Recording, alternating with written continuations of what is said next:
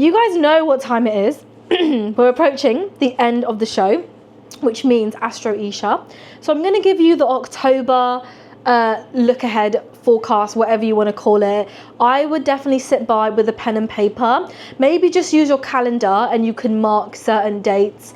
I will let you know like what's the most important ones, because I am going to be going through a lot of things. A lot of the planets are going to affect you in different ways. So while I speak about this, I want to like preface this by saying you got to look at your birth chart, right? So if you want to know what's happening to you personally, if I'm talking about Scorpio, you would need to look at what house in your birth chart you have Scorpio, because that is the area of life that will be affected by what I am saying. So that goes for every single sign that I do speak about. So just so you know, make the notes, and then you can always do this later. If you don't know how to pull up your birth chart, you do need to know the exact time that you were born. And if you don't know that, unfortunately, this won't be as applicable to you, because that's where you find the houses. I hope I'm not losing anyone here. You can do that on a website called astro.com, and you will basically put in your information, your birthday, your birth time, your location, and it will give you a birth chart. And you probably won't be able to read it, but that's okay, because astro.com does give you a little breakdown. But also with what I'm saying, you can then interpret that yourself. So let's get ahead of ourselves, and let's not get ahead of ourselves, and let's start with the first planet to change is the sign Mercury, which enters the mysterious Scorpio on the 6th of October. This is an ideal time to get to the bottom of matters. If you dig for facts, you can probably find them. For students and scientists, this transit provides the perfect cosmic backpack for research. So Mercury in Scorpio can be secretive though, so if you wish to keep anything private, you do have a better chance of this. Mercury will then leave Scorpio for the truth-telling Sagittarius on the 29th. So basically, if you haven't found out what you need to find out within that period of time, Sagittarius is gonna come into the mix and basically unveil that anyways. So what I would say is, it's not really a great time to keep secrets or to lie. It's a brilliant time for finding out things. And this is also why I do believe that Virgo season is when people go back to school, because Virgo is all about, you know, giving people a service. It's all about getting a routine, getting a pattern back on track. And Mercury being in Scorpio in this period just makes so much sense, I really feel. Following that, we have a full moon in Aries on the 6th, and this is your invitation to get in touch with your passions. And again, another good time to make full moon water, and all that is leaving a jug of water out by your window, outside even better, where the moon light can basically hit it. Reflect on what drives you. Are you excited about your life, or do you not make time for it? If you feel like you've gotten off track, this is a good time to have a clear slate, repurpose your house, understand what you're actually interested in to pursue. Aries is very much about starting things, and a full moon is about releasing things. So take this as a good time to really understand what you want to set your mind to. This is a good time for even planning your New Year's resolutions if you believe in this.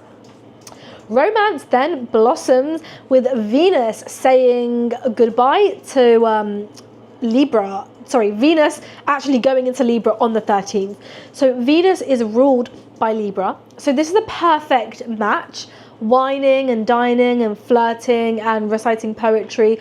Libra is also about the arts, the creative field, beauty, passion. So the more effort you make, maybe, you know, wearing something special, putting on a special piece of jewelry, the more likely you'll hit the right target. This is also a really good time for marriage proposals, people getting married, popping the question. Venus will then enter Scorpio on the 6th of November, which arguably is still a good time for Venus to be in. Pluto, as we know, currently is in retrograde, will station direct on the 13th, which opens the door for larger scale transformations. It has been massively felt in the world. There's been a few stagnated things, and that's because Pluto has been retrograde, so it has been moving backwards. Especially in the US, they are going through their Pluto return. So this is going to be directly affected to that country for sure. Everything is ready to evolve. Expect innovations, expect technology breakthroughs. Progressions can be made in communities. That seems a bit positive.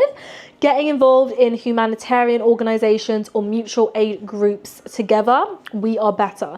So a lot of positivity when Pluto is now going to be direct, because it does give us a sense of community, and I think that's what we're looking for.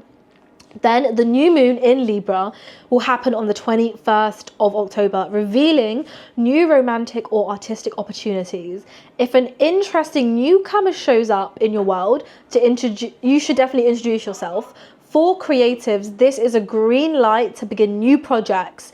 The new moon in Libra can be a great formula for legal affairs, so basically getting your taxes done early, beauty treatment, and decorating also. Neptune retrograde. So Neptune is a planet of like dreams, illusions, religion, faith, and also death. Retrogrades back into Pisces on the 22nd, giving you a few months to review your boundaries, many lessons that we have learned over the last decade. So this kind of feels like a little bit of a pop quiz of your life. If you feel timid about saying no thanks, you can find your personal power, because saying no is such a power. And if you've seen 27 Dresses, I just watched that yesterday. Say no more often.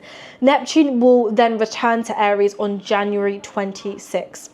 The sun in Scorpio, so we enter Scorpio season on the 22nd, puts a focus on intimacy, research, and budgeting. You have now got 4 weeks to balance the books, find the facts. Scorpio is the season, and it's also an excellent time to sizzle your romantic life. Like I said, Venus in Scorpio is going to be very fun, very mysterious.